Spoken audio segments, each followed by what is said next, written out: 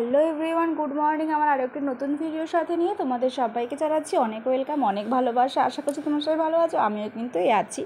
সব কিছু অনেকটাই গুছিয়ে উঠতে পেরেছি, তাই জন্য তোমাদের সাথে দুদিন কোনো ভিডিও শেয়ার করতে পারিনি।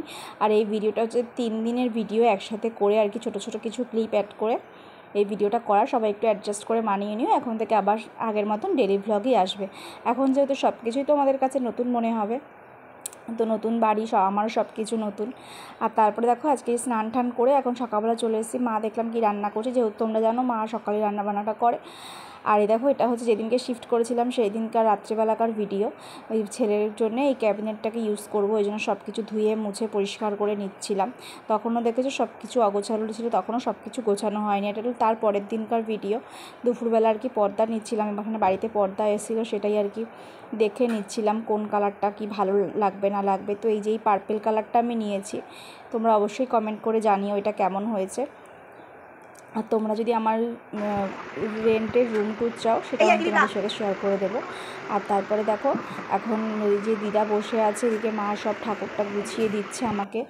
আর তারপরে এই যে আমি এখন বেরিয়ে গেছি, এখন রেডি হয়ে বেরোলাম, একটু পার্সোনাল কিছু কাজও আছে। তারপরে হলো ছেলের স্কুলে যাব, ছেলের যে স্কুল রয়েছে খিচুড়ির, তো সেই স্কুলে যাব খাবারটা আনতে। তারপর দেখো এনে ঠেনে এখন ছেলের জন্য চলে এসেছি খাবার করতে। ছেলের জন্য যে আর কি সলিড খাবারটা এখন দিই, সেটাই করতে চলে এসেছি। আর দিদা এখন ছেলেকে নিয়ে রয়েছে। ছেলে দেখেছো খুব কান্নাকাটি করছে, ও এখন কারোর কাছে সেরকম থাকতে চায় না, মানে খুব আর কি ওর ঠাম্মি দাদা বাবা মা ছাড়া কারোর কাছে এখন থাকে না।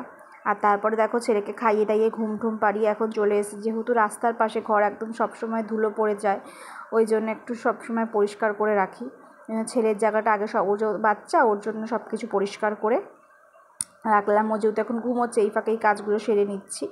আর তারপরে দেখো এখন চলে এলাম এই বালিশের কভারগুলো পরানোর জন্য, সব কেচে দিয়েছিলাম, তাই জন্য এখন বসে বসে সব বালিশের কভারগুলো পরিয়ে নিচ্ছি। আর ওই যে তোমরা দেখতে পাচ্ছ আমার পার্পেল কালারের পর্দাটা কিন্তু আমার ঘরেই রয়েছে।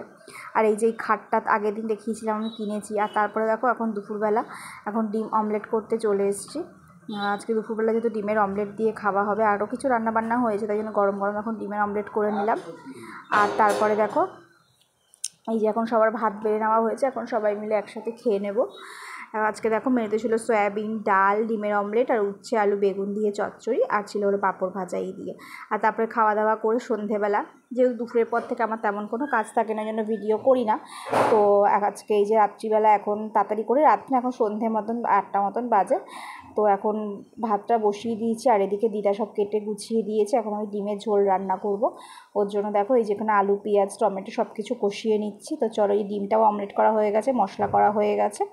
এ দেখো বলতে বলতে আমার ডিমের ঝোল একদম কিন্তু রেডি হয়ে গেছে। তো আজকে একটু তাড়াতাড়ি করে সন্ধে রান্নাটা করে নিলাম। তার কেন করলাম সেটাও চলো পরে বলছি।